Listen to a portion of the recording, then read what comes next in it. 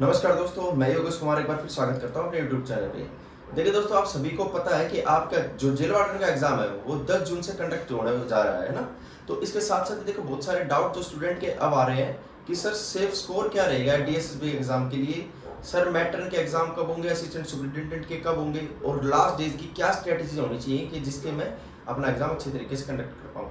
तो देखिए, क्योंकि मैं इस जॉब में पहले से ही लगा हुआ हूँ, या ये 6 साल से मैं ये जॉब कर रहा हूँ, तो देखिए दोस्तों, जो भी नॉलेज मैं अपने साथ आपके साथ वो शेयर जरूर करना चाहता हूँ। क्योंकि देखिए, एक अच्छा मेंटर होता है, ठीक है, जो आपको सही डायरेक्शन या सही दिशा बता सकता है। क्योंकि जब हम किसी भी एग्जाम की तैयारी करते हैं तो हमारे पास बहुत सारे ऑप्शन रहते हैं कि नहीं, इस रास्ते पे चला जाऊं, इस रास्ते पे चला जाऊं, या ये कर लूं, वो कर लूं। मैंने भी अपनी जिंदगी में किसी की गाइडेंस को अच्छी तरीके से फॉलो किया है, और मैं थैंकफुल हूँ आज उनका कि उनकी वजह से मैं आज अपनी एक गवर्नमेंट जॉब तो जरूर से जरूर ले ही पाया हूँ। ठीक, इसी तरीके से मैं भी अपने एक्सपीरियंस को आपके साथ शेयर करता हूँ, ताकि आप में से ऐसा तो नहीं है कि भाई सभी के सभी स्टूडेंट में मेरी एडवाइस को सुन के जॉब लग जाएंगे, लेकिन अगर किसी ने भी 1% भी ऐसे स्टूडेंट है जिन्होंने मेरी बात मान के इस जॉब को पाया है, तो बस मेरा काम हो गया। वीडियो बनाने का मेरा मकसद यही है।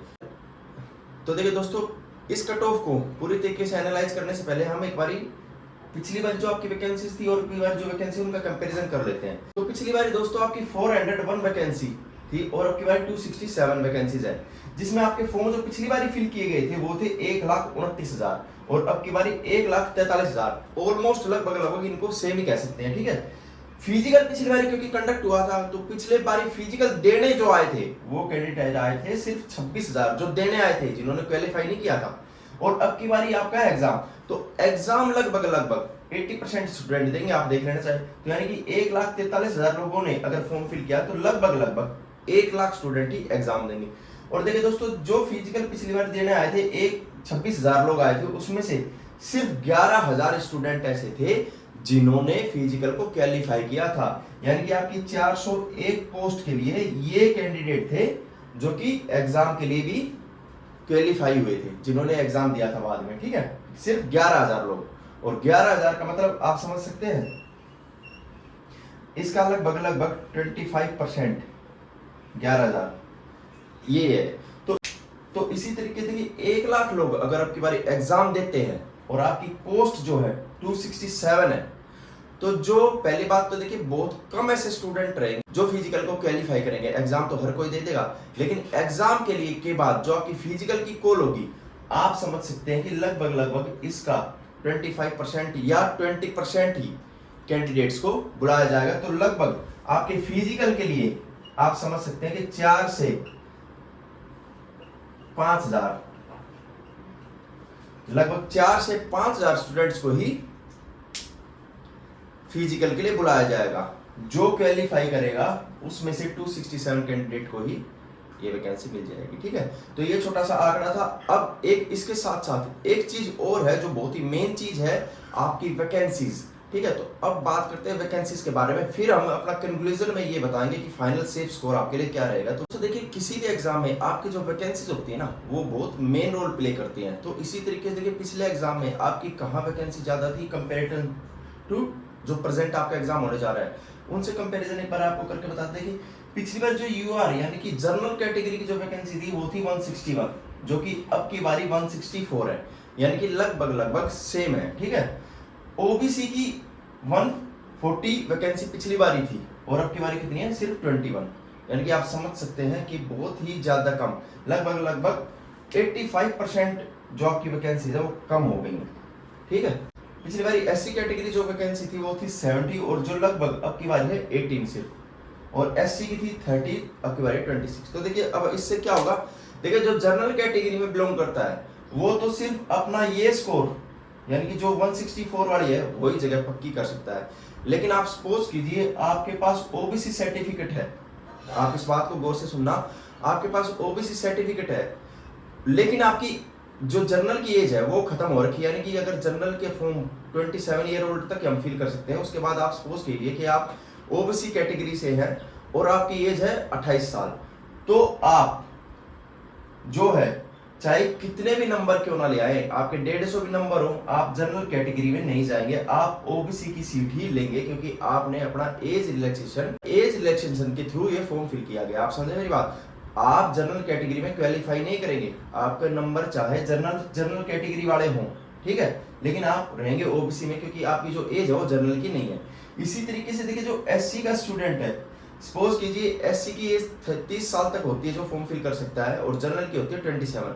तो कोई स्टूडेंट अगर एससी कैटेगरी से बिलोंग करता है और उसने बहुत ही अच्छे नंबर लिए हैं, तो वो एससी की सीट में रहेगा, जनरल में नहीं जा सकता। तो यानी कि आप समझ रहे हैं कि ओबीसी में कंपटीशन बढ़ेगा और एससी में बढ़ेगा, क्योंकि अगर एज रिलैक्सेशन वाला कोई स्टूडेंट है, वो अगर बहुत अच्छे मार्क्स भी लेके आता है, तो वो सिर्फ इस जो ये सीट है इसमें ही लाई करेगा, बजाय जनरल की सीट में। यानी कि जो इनमें ओबीसी और आपकी एससी में कंपटीशन बढ़ेगा, यानी कि इसकी कट ऑफ हाई जाएगी, और जो जनरल में है वो तो जनरल में रहेगा ही, उसको तो सिर्फ जनरल के नंबर लेके आने पड़ेंगे। तो देखिए पिछली बार जब 161 वैकेंसी थी, तो आपकी कट ऑफ क्या गई थी? 114, ठीक है। लेकिन क्योंकि अब की बारी पिछली बार से ज्यादा कंपटीशन है, ठीक है, पहले आपका एग्जाम कंडक्ट हो रखा है, तो एग्जाम से पहले कट ऑफ लगेगी और फिर फाइनल कट ऑफ लगेगी, तो तकरीबन देखिए जो एक्सपेक्टेशन कट ऑफ मैं बता रहा हूँ, वो लगभग आपको, अगर जनरल में आपको सिलेक्ट होना है तो 132 नंबर, 132 नंबर आपको इससे ज्यादा लेके ही आने पड़ेंगे, तभी आप जनरल कैटेगरी में सिलेक्टेड हो जाओगे। बिल्कुल सही है, इसके आसपास ही होगा, देख लेना, 1-2 नंबर ऊपर नीचे हो सकती है, लेकिन आप सेफ स्कोर इतना मान के चले 132 आपको लेके ही आने पड़ेंगे। ओबीसी के लिए देखो पिछली बारी, हालांकि कट ऑफ देखो ओबीसी की बहुत कम गई है, 93 गई है, लेकिन क्योंकि अब आप देखिए पिछली बार से वैकेंसी भी तो कितनी कम है ना, पिछली बार 140 थी, अब की बार सिर्फ 21 वैकेंसी, ठीक है, जिसमें से मैंने आपको बताया कि जो अगर जिसने एज रिलैक्सेशन अपना मांग रखा है वो ओबीसी में आता है, चाहे उसके 150 नंबर क्यों ना हो, वो इसी सीट में आएगा। तो आपकी कट ऑफ ज्यादा कम नहीं जाने वाली आपकी बारी जनरल ओबीसी की। तो ओबीसी की कट ऑफ आप 128 ये मान के चले, 128 प्लस। सेम इसी तरीके देखिए एससी कैटेगरी के लिए 70 स्टूडेंट पिछली बारी, और अब की बारी सिर्फ 18। तो ये भी आपकी कट ऑफ बहुत कम नहीं जाने वाली, अब की बारी देख लेना आप 120 कम से कम आपको नंबर लेके आना पड़ेंगे, तब जाके 18 स्टूडेंट जो रहेंगे वो क्वालिफाई कर पाएंगे। एससी के लिए देखो ज्यादा डिफरेंस नहीं है एससी के लिए, तो ऑलमोस्ट पिछली बार 75 थी, तो अब की बारी 95, क्योंकि हर साल देखिए कंपटीशन भी तो बढ़ता है ना, तो ये आपकी जो कट ऑफ रहेगी यही रहेगी, ठीक है। तो इस कट ऑफ से हिसाब से ही आपको प्रिपरेशन करनी है। और देखिए एक एवरेज स्टूडेंट है, अब एवरेज स्टूडेंट है, ये एग्जाम जिसने थोड़ी बहुत भी तैयारी करी, यानी कि जिसने 50% भी तैयारी कर रखी ना, वो स्टूडेंट भी इस पेपर में 100 नंबर तो लेके ही आ सकता है। आप कैसे लेके, चाहे कितने एवरेज स्टूडेंट क्यों ना हो, आप देखिए रीजनिंग बहुत इजी आती है, तो आप लगभग 30 नंबर रीजनिंग में कैरी कर सकते हैं। मैथ अगर आपका एवरेज है तो आप उसमें 20 नंबर ला सकते हैं। इंग्लिश अगर आपकी एवरेज है तो 18 से 20 नंबर आप इंग्लिश में भी ला सकते हैं। जीके भी अगर आपकी बहुत कमजोर है तो 15 नंबर मानिए, ठीक है।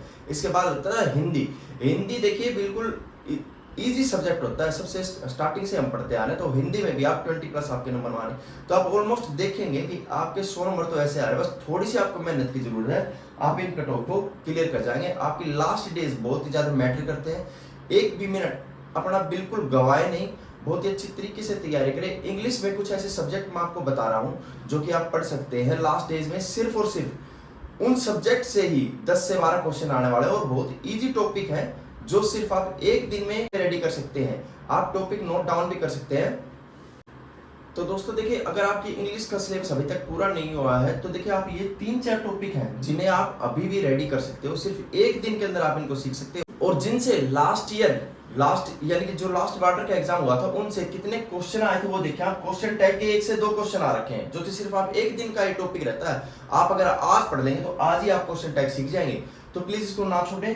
पैसिव वॉइस 3 से 4 क्वेश्चन पिछली बार ही आए हैं, ठीक है, तो इस टॉपिक को भी आप सिर्फ एक दिन में सीख सकते हैं, पैसिव वॉइस। तो प्लीज ये टॉपिक रेडी करें, डायरेक्ट इनडायरेक्ट 3 से 4 क्वेश्चन, और पैराग्राफ, जो पैराग्राफ आता है जहां से सिर्फ आपको उसी में से आंसर देना है। तो देखिए ये बहुत इजी टॉपिक है, यानी कि इनसे देखिए आप अगर ऑलमोस्ट अगर देखेंगे ये 5 से 6 क्वेश्चन पिछली बारी पैराग्राफ में आए थे, तो 12 से 15 नंबर तक का यही आपको 4 टॉपिक दे देंगे। तो बाकी अगर इंग्लिश आपने नहीं पढ़ी है तो कोई प्रॉब्लम नहीं है, आप इन 4 टॉपिक को जरूर से जरूर ही रेडी करके जाएं अपना एग्जाम में। और देखिए इसके साथ मैं ये बताना चाहूंगा कि किसी भी स्टूडेंट को अगर पिछली बारी एग्जाम कैसा हुआ था उसकी पीडीएफ चाहिए हो, ठीक है, तो मेरे इंस्टाग्राम पे डीएम कर सकता है। मेरे इंस्टाग्राम पे पिछली बार जो भी आपके एग्जाम हुए थे वाटर के, उसके सारे तरीके के पेपर हैं, उनसे आपको काफी आइडिया मिलेगा, काफी हेल्प मिलेगी कि इंग्लिश कैसी आती है या हिंदी कैसी आती है, बाकी सब्जेक्ट कैसे आते हैं। तो मुझे डीएम कर सकता है, ये मेरा इंस्टाग्राम आपको दे रहा हूँ, तो यहाँ मुझे आप डीएम करें, मैं आपको पीडीएफ प्रोवाइड करवा दूंगा, ठीक है। इस जो ये वीडियो है दोस्तों, प्लीज इसको ज्यादा से ज्यादा शेयर करें ताकि जो भी स्टूडेंट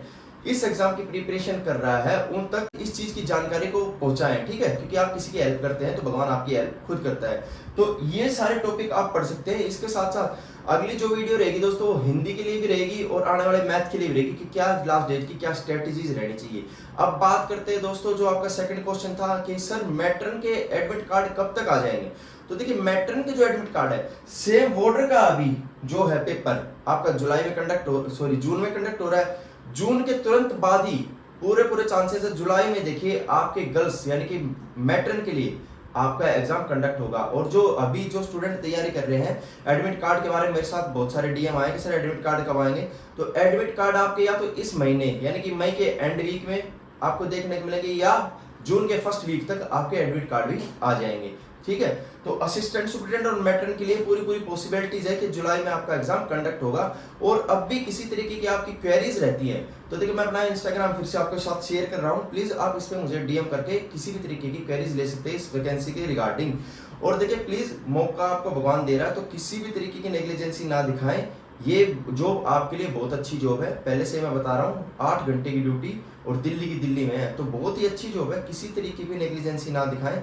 कोई भी प्रॉब्लम आती है तो आप मुझसे पूछ सकते हैं, शेयर कर सकते हैं अपनी हर चीजें। तो दोस्तों इसी के साथ देखिए वीडियो को मैं खत्म करने जा रहा हूं और आप आने वाली वीडियोस के साथ मेरा चैनल भी सब्सक्राइब कर सकते हैं क्योंकि आपकी बहुत ज्यादा हेल्पफुल रहेगी। आने वाली जो चीजें हैं वो आपके साथ शेयर करूंगा, तो उसके साथ अपनी करते रहे तैयारी क्योंकि अब की बारी आपकी बारी। जय हिंद, जय भारत।